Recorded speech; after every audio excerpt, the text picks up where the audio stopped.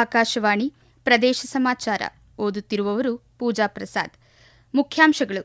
ಮನ್ ಕಿ ಬಾತ್ನ 132ನೇ ಆವೃತ್ತಿಯಲ್ಲಿ ಬೆಂಗಳೂರಿನ ಪ್ರಯೋಗ್ ಶಿಕ್ಷಣ ಸಂಶೋಧನಾ ಸಂಸ್ಥೆಯ ಅನ್ವೇಷಣ್ ಉಪಕ್ರಮ ಉಲ್ಲೇಖ. ಬೆಳಗಾವಿಯ ಶಿವಲಿಂಗ ಸಾತಪ್ಪ ಹುದ್ದಾರ್ ಅವರ ಕೆರೆ ಮೀನು ಕೃಷಿಯ ಯಶಸ್ಸಿನ ಕುರಿತು ಪ್ರಧಾನಿ ನರೇಂದ್ರ ಮೋದಿ ಶ್ಲಾಘನೆ. ನಗರ ಪ್ರದೇಶಗಳಲ್ಲಿ ಪಿಎನ್ಜಿ ಜಾಲ ವಿಸ್ತರಣೆ, ಉನ್ನತ ಮಟ್ಟದ ದುಂಡು ಮೇಜಿನ ಪರಿಶೀಲನಾ ಸಭೆಯಲ್ಲಿ ಕೇಂದ್ರ ಸಚಿವ ಪ್ರಹ್ಲಾದ್ ಜೋಶಿ ಭಾಗಿ. ಬೆಳಗಾವಿಯಲ್ಲಿ ಭಗವಾನ್ ಮಹಾವೀರ್ ಜನ್ಮ ಕಲ್ಯಾಣ ಮಹೋತ್ಸವ, ಪಂಜಾಬ್ ರಾಜ್ಯಪಾಲ ಗುಲಾಬ್ ಚಂದ್ ಕಟಾರಿಯಾ ಉದ್ಘಾಟನೆ.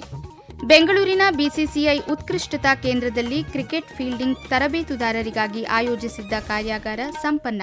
ಪ್ರಧಾನಿ ನರೇಂದ್ರ ಮೋದಿ ಅವರಿಂದು ಆಕಾಶವಾಣಿಯ ಜನಪ್ರಿಯ ಮಾಸಿಕ ಕಾರ್ಯಕ್ರಮ ಮನ್ ಕಿ ಬಾತ್ನ 132ನೇ ಆವೃತ್ತಿಯ ಮೂಲಕ ಸಮಸ್ತ ಭಾರತೀಯರನ್ನುದ್ದೇಶಿಸಿ ಮಾತನಾಡಿದರು. ಈ ಬಾರಿ ಅವರು ಪ್ರಸ್ತುತ ಜಾಗತಿಕ ವಿದ್ಯಮಾನಗಳು, ದೇಶದ ಕ್ರೀಡಾ, ಶಿಕ್ಷಣ, ಕೃಷಿ ಸೇರಿದಂತೆ ವಿವಿಧ ಕ್ಷೇತ್ರಗಳಲ್ಲಾಗುತ್ತಿರುವ ಬೆಳವಣಿಗೆಗಳ ಬಗ್ಗೆ ಬೆಳಕು ಚೆಲ್ಲಿದರು. ಕರ್ನಾಟಕಕ್ಕೆ ಸಂಬಂಧಪಟ್ಟಂತೆ ಪ್ರಧಾನಿ ವಿವಿಧ ವಿಷಯಗಳನ್ನು ಪ್ರಸ್ತಾಪಿಸಿದರು. ಬೆಂಗಳೂರಿನಲ್ಲಿ ನಡೆಯುತ್ತಿರುವ ಒಂದು ವಿಶಿಷ್ಟ ಶೈಕ್ಷಣಿಕ ಉಪಕ್ರಮದ ಬಗ್ಗೆ ಮಾತನಾಡಿದ ಪ್ರಧಾನಿ, ಇಲ್ಲಿನ ಪ್ರಯೋಗ್ ಇನ್ಸ್ಟಿಟ್ಯೂಟ್ ಆಫ್ ಎಜುಕೇಷನ್ ರಿಸರ್ಚ್ ಸಂಸ್ಥೆಯ ಕಾರ್ಯವೈಖರಿಯನ್ನು ಶ್ಲಾಘಿಸಿದರು. ಶಾಲಾ ಮಟ್ಟದಲ್ಲಿ ವಿಜ್ಞಾನ ಶಿಕ್ಷಣವನ್ನು ಜನಪ್ರಿಯಗೊಳಿಸುವ ಉದ್ದೇಶ ಹೊಂದಿರುವ ಈ ತಂಡವು ಅನ್ವೇಷಣ್ ಎಂಬ ಪ್ರಯೋಗದ ಮೂಲಕ 9ರಿಂದ 12ನೇ ತರಗತಿಯ ವಿದ್ಯಾರ್ಥಿಗಳಿಗೆ ರಸಾಯನಶಾಸ್ತ್ರ ಮತ್ತು ಭೂವಿಜ್ಞಾನದಂತಹ ಕ್ಷೇತ್ರಗಳಲ್ಲಿ ಪ್ರಾಯೋಗಿಕ ಸಂಶೋಧನೆ ನಡೆಸಲು ವೇದಿಕೆ ಕಲ್ಪಿಸುತ್ತಿದೆ. ವಿಜ್ಞಾನದ ಬಗ್ಗೆ ಭಯ ಹೊಂದಿರುವ ವಿದ್ಯಾರ್ಥಿಗಳಿಗೆ ಇಂತಹ ಪ್ರಾಯೋಗಿಕ ಕಲಿಕೆಯು ಕುತೂಹಲ ಮೂಡಿಸುತ್ತದೆ ಮತ್ತು ಭವಿಷ್ಯದ ವಿಜ್ಞಾನಿಗಳನ್ನು ರೂಪಿಸಲು ಸಹಕಾರಿಯಾಗುತ್ತದೆ ಎಂದು ಅವರು ಅಭಿಪ್ರಾಯಪಟ್ಟರು.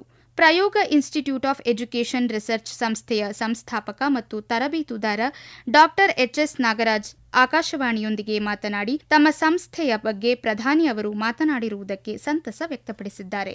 ಇವತ್ತು ಬೆಳಗ್ಗೆ ನಮ್ಮ ಪ್ರಧಾನಿಯವರು ನಮ್ಮ ಸಂಸ್ಥೆ ಪ್ರಯೋಗದ ಬಗ್ಗೆ ತಮ್ಮ ಮನ್ ಕಿ ಬಾತ್ ಅಲ್ಲಿ ಮಾತನಾಡಿದ್ದಾರೆ. ಇದು ನಮ್ಮ ಸಂಸ್ಥೆಯ 10 ವರ್ಷದ ಪ್ರಯಾಣದಲ್ಲಿ ತುಂಬಾ ಮಹತ್ವದ ದಿನ ಅಂತ ನಮ್ಗೆಲ್ಲರಿಗೂ ಸಂತೋಷ ಆಗಿದೆ. ಯಾಕಂದ್ರೆ ಯಾವುದೇ ಒಂದು ಕೆಲಸ ಮಾಡಿದಾಗ ದೇಶದಲ್ಲಿ ಪ್ರಧಾನಿಯಾಗಿದ್ದಂತವರು ಇದರ ಬಗ್ಗೆ ಮಾತಾಡಿದಾಗ ನಮಗೆ ಒಂದು ತೃಪ್ತಿ ಮತ್ತೆ ಜವಾಬ್ದಾರಿ ಎರಡೂ ಜಾಸ್ತಿ ಆಗುತ್ತೆ. ಯಾಕಂದ್ರೆ ನಿರೀಕ್ಷೆಯನ್ನು ಜಾಸ್ತಿ ಆಗುತ್ತೆ ಸಮಾಜದಿಂದ. ನಾವು ಪ್ರಯೋಗ ಸಂಸ್ಥೆಯನ್ನು 10 ವರ್ಷದಿಂದ ಒಂದು ಟ್ರಸ್ಟ್ ಮೂಲಕ ನಡೆಸ್ತಾ ಇದ್ದೀವಿ. ಇದರ ಮೂಲಭೂತ ಉದ್ದೇಶ ಏನಂದ್ರೆ ವಿದ್ಯಾಭ್ಯಾಸ ಏನು ವ್ಯವಸ್ಥೆ ಇದೆ ಅದಕ್ಕೆ ರಿಸರ್ಚ್ ಆಧಾರ ಇರಬೇಕು. ಸಂಶೋಧನೆ ಇಲ್ದಲೆ ಯಾವುದೇ ಒಂದು ವ್ಯವಸ್ಥೆ ನಡೆಯೋದಕ್ಕೆ ಸಾಧ್ಯವಿಲ್ಲ. ಕೃಷಿ ಮತ್ತು ಮೀನುಗಾರಿಕೆ ಕ್ಷೇತ್ರದಲ್ಲೂ ಆಧುನಿಕ ವಿಧಾನಗಳನ್ನು ಅಳವಡಿಸಿಕೊಳ್ಳುತ್ತಿರುವ ಕೃಷಿಕರ ಸಾಧನೆಯನ್ನು ಉಲ್ಲೇಖಿಸಿದ ಪ್ರಧಾನಿ, ಬೆಳಗಾವಿ ತಾಲೂಕಿನ ಬೋಡಕ್ಯಾನಟ್ಟಿ ಗ್ರಾಮದ ನಿವಾಸಿ ಶಿವಲಿಂಗ ಸಾತಪ್ಪ ಹುದ್ದಾರ್ ಅವರ ಯಶೋಗಾಥೆಯನ್ನು ಹಂಚಿಕೊಂಡರು. ಸಾಂಪ್ರದಾಯಿಕ ಕೃಷಿಯಿಂದ ಹೊರಬಂದು ಆಧುನಿಕ ಮೀನುಗಾರಿಕೆಯನ್ನು ಆರಿಸಿಕೊಂಡ ಶಿವಲಿಂಗ ಅವರು ಕೆರೆ ಮೀನು ಕೃಷಿಯಲ್ಲಿ ತೊಡಗಿ ಯಶಸ್ವಿಯಾಗಿರುವುದನ್ನು ಇತರ ರೈತರಿಗೆ ಸ್ಫೂರ್ತಿಯಾದ ಉದಾಹರಣೆ ಎಂದು ಬಣ್ಣಿಸಿದರು. ಪ್ರಸ್ತುತ ಮೀನು ಕೃಷಿಯನ್ನು ನೋಡಿಕೊಳ್ಳುತ್ತಿರುವ ಶಿವಲಿಂಗ ಅವರ ಪುತ್ರ ರಾಜು ಶಿವಲಿಂಗಪ್ಪ ಹುದ್ದಾರ್ ಆಕಾಶವಾಣಿಗೆ ತಮ್ಮ ಮೀನು ಕೃಷಿಯ ಬಗ್ಗೆ ಮಾಹಿತಿ ಹಂಚಿಕೊಂಡಿದ್ದು, 4 ಕೃಷಿ ಹೊಂಡಗಳನ್ನು ನಿರ್ಮಿಸಿ ಆಂಧ್ರಪ್ರದೇಶದ ವಿಜಯವಾಡದಿಂದ ಮೀನು ಮರಿ ತಂದು ಅತ್ಯಂತ ವ್ಯವಸ್ಥಿತವಾಗಿ ಮೀನು ಕೃಷಿ ಮಾಡಲಾಗಿದೆ ಎಂದಿದ್ದಾರೆ.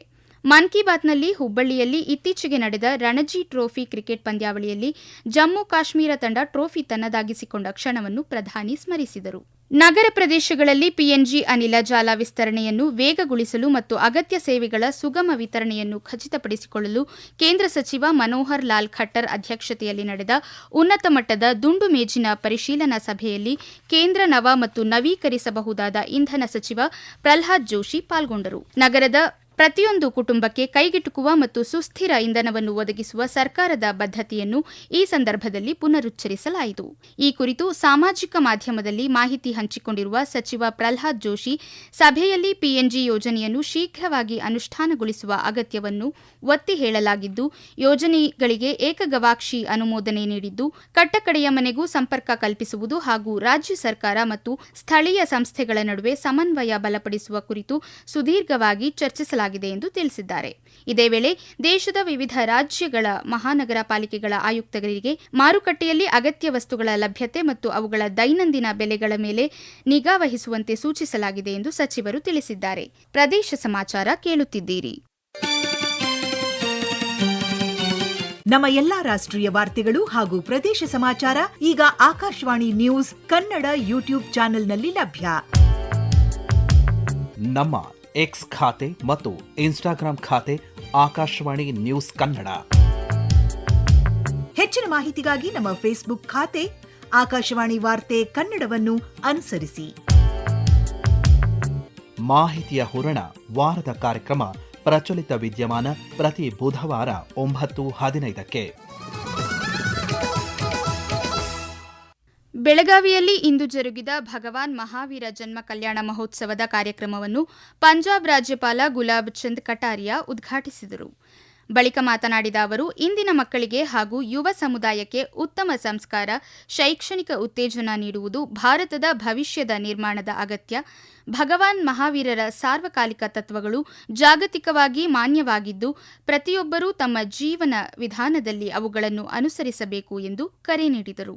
ಕಾರ್ಯಕ್ರಮದಲ್ಲಿ ಮಾಜಿ ರಾಜ್ಯಸಭಾ ಸದಸ್ಯ ಪದ್ಮಶ್ರೀ ಪುರಸ್ಕೃತ ಡಾ ಪ್ರಭಾಕರ್ ಕೋರೆ, ಶಾಸಕ ಅಭಯ ಪಾಟೀಲ, ಮಾಜಿ ಶಾಸಕ ಸಂಜಯ್ ಪಾಟೀಲ್ ಸೇರಿದಂತೆ ಹಲವು ಗಣ್ಯರು ಭಾಗಿಯಾಗಿದ್ದರು.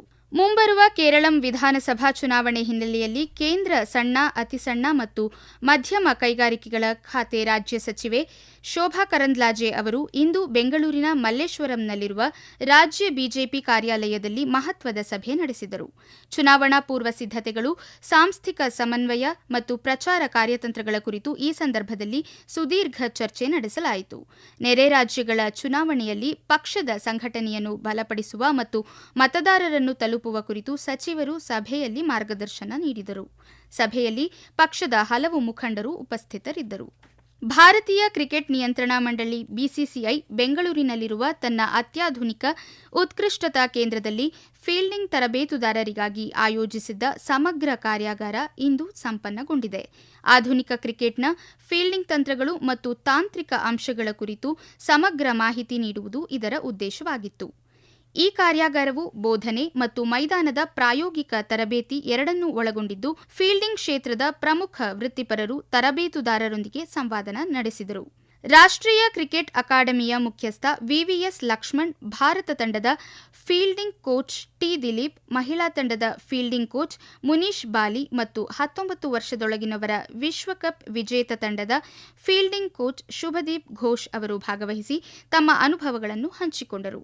ಇದೇ ತಿಂಗಳ ಆರಂಭದಲ್ಲಿ ಮಾಜಿ ವೇಗಿ ಜಹೀರ್ ಖಾನ್ ಮತ್ತು ಆಫ್ ಸ್ಪಿನ್ನರ್ ಹರ್ಭಜನ್ ಸಿಂಗ್ ಅವರೂ ಸಹ ಇದೇ ಕೇಂದ್ರದಲ್ಲಿ ಬೌಲರ್ಗಳಿಗಾಗಿ ವಿಶೇಷ ಶಿಬಿರಗಳನ್ನು ನಡೆಸಿದ್ದರು. ಹಾಲಿ ಚಾಂಪಿಯನ್ ರಾಯಲ್ ಚಾಲೆಂಜರ್ಸ್ ಬೆಂಗಳೂರು ತಂಡ ನಿನ್ನೆ ಸನ್ರೈಸರ್ಸ್ ಹೈದರಾಬಾದ್ ವಿರುದ್ಧ ನಡೆದ ಐಪಿಎಲ್ ಟೂರ್ನಿಯ ಉದ್ಘಾಟನಾ ಪಂದ್ಯದ ಯಶಸ್ವಿ ಮತ್ತು ಸುರಕ್ಷಿತ ನಿರ್ವಹಣೆಗಾಗಿ ಕರ್ನಾಟಕ ಸರ್ಕಾರ ಹಾಗೂ ವಿವಿಧ ಪ್ರಾಧಿಕಾರಗಳಿಗೆ ಕೃತಜ್ಞತೆ ಸಲ್ಲಿಸಿದೆ. ಈ ಕುರಿತು ಸಾಮಾಜಿಕ ಜಾಲತಾಣದಲ್ಲಿ ಸಂದೇಶ ಹಂಚಿಕೊಂಡಿರುವ ಆರ್ಸಿಬಿ, ರಾಜ್ಯ ಸರ್ಕಾರ, ಬೆಂಗಳೂರು ನಗರ ಪೊಲೀಸ್, ಗ್ರೇಟರ್ ಬೆಂಗಳೂರು ಪ್ರಾಧಿಕಾರ, ಲೋಕೋಪಯೋಗಿ ಇಲಾಖೆ, ಅಗ್ನಿಶಾಮಕ ದಳ ಹಾಗೂ ನಮ್ಮ ಮೆಟ್ರೋ ಸಂಸ್ಥೆಗಳು ನೀಡಿದ ಸಹಕಾರವನ್ನು ಶ್ಲಾಘಿಸಿದೆ. ಅಭಿಮಾನಿಗಳ ಸುರಕ್ಷತೆ ಮತ್ತು ಯೋಗಕ್ಷೇಮವೇ ಈ ಇಡೀ ಆವೃತ್ತಿಯಲ್ಲಿ ತಮ್ಮ ಪ್ರಮುಖ ಆದ್ಯತೆಯಾಗಿರಲಿದೆ ಎಂದು ತಂಡ ಭರವಸೆ ನೀಡಿದೆ. ಚಿಕ್ಕಬಳ್ಳಾಪುರ ಜಿಲ್ಲೆಯ ಮೂಲಕ ಹಾದು ಹೋಗಿರುವ ರಾಷ್ಟ್ರೀಯ ಹೆದ್ದಾರಿ 44ರ ಸಾದಲಿ ಕ್ರಾಸ್ ಬಳಿ ಇಂದು ಭೀಕರ ಅಪಘಾತವಾಗಿದ್ದು, ದ್ವಿಚಕ್ರ ವಾಹನವೊಂದರ ಮೇಲೆ ಕ್ಯಾಂಟರ್ ವಾಹನವೊಂದು ಹರಿದ ಪರಿಣಾಮ ದ್ವಿಚಕ್ರ ವಾಹನದಲ್ಲಿದ್ದ ಇಬ್ಬರು ಸವಾರರು ಸ್ಥಳದಲ್ಲೇ ಸಾವನ್ನಪ್ಪಿದ್ದಾರೆ.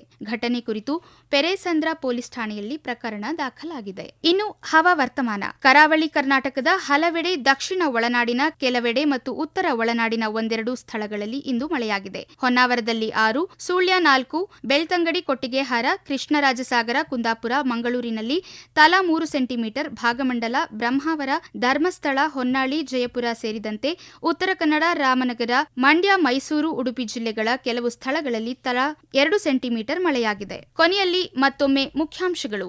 ಮನ್ ಕಿ ಬಾತ್ನ 132ನೇ ಆವೃತ್ತಿಯಲ್ಲಿ ಬೆಂಗಳೂರಿನ ಪ್ರಯೋಗ್ ಶಿಕ್ಷಣ ಸಂಶೋಧನಾ ಸಂಸ್ಥೆಯ ಅನ್ವೇಷಣ್ ಉಪಕ್ರಮ ಉಲ್ಲೇಖ. ಬೆಳಗಾವಿಯ ಶಿವಲಿಂಗ ಸಾತಪ್ಪ ಹುದ್ದಾರ್ ಅವರ ಕೆರೆ ಮೀನು ಕೃಷಿಯ ಯಶಸ್ಸಿನ ಕುರಿತು ಪ್ರಧಾನಿ ನರೇಂದ್ರ ಮೋದಿ ಶ್ಲಾಘನೆ. ನಗರ ಪ್ರದೇಶಗಳಲ್ಲಿ ಪಿಎನ್ಜಿ ಜಾಲ ವಿಸ್ತರಣೆ, ಉನ್ನತ ಮಟ್ಟದ ದುಂಡು ಮೇಜಿನ ಪರಿಶೀಲನಾ ಸಭೆಯಲ್ಲಿ ಕೇಂದ್ರ ಸಚಿವ ಪ್ರಹ್ಲಾದ್ ಜೋಶಿ ಭಾಗಿ. ಬೆಳಗಾವಿಯಲ್ಲಿ ಭಗವಾನ್ ಮಹಾವೀರ್ ಜನ್ಮ ಕಲ್ಯಾಣ ಮಹೋತ್ಸವ, ಪಂಜಾಬ್ ರಾಜ್ಯಪಾಲ ಗುಲಾಬ್ ಚಂದ್ ಕಟಾರಿಯಾ ಉದ್ಘಾಟನೆ. ಬೆಂಗಳೂರಿನ ಬಿಸಿಸಿಐ ಉತ್ಕೃಷ್ಟತಾ ಕೇಂದ್ರದಲ್ಲಿ ಕ್ರಿಕೆಟ್ ಫೀಲ್ಡಿಂಗ್ ತರಬೇತುದಾರರಿಗಾಗಿ ಆಯೋಜಿಸಿದ್ದ ಕಾರ್ಯಾಗಾರ ಸಂಪನ್ನ. ಇಲ್ಲಿಗೆ ಪ್ರದೇಶ ಸಮಾಚಾರ ಮುಗಿಯಿತು. ನಮ್ಮ ಮುಂದಿನ ವಾರ್ತಾ ಪ್ರಸಾರ 7:35 ನಿಮಿಷಕ್ಕೆ.